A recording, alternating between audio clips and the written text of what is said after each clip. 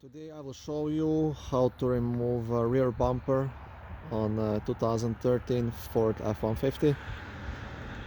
This is the same from 2009 all the way to 2014.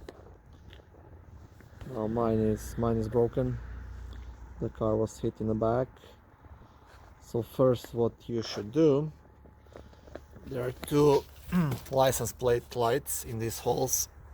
One hole, the other hole, mine doesn't have it, but first you just have to disconnect those lights, and the switch is usually just behind here. Yeah.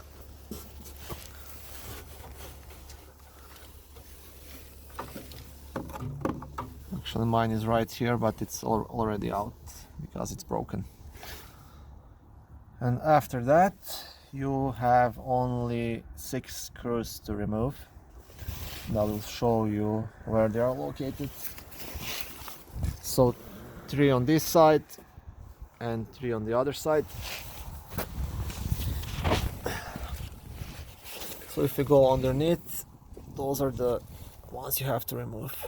1, 2, 3, and there are 3 of the same kind on the other side.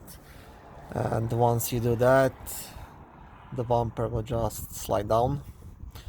Now if you have parking sensors equipped, before you remove these screws, just make sure you unplug the sensors. You'll have like cables and plugs up here. There should be 4 of them usually. So you will need to use 7/8 socket, deep socket, or 7/8 just the normal wrench key, and make sure to use some WD-40 on those screws. It's gonna be much easier for you. Okay, and that's it. So this is what you have to do. Just remove this nut. Yeah, I made a mistake before. Nut screws, the nuts have to be removed. So 3 on this side, 3 on the other side, and that's it. Very easy to do.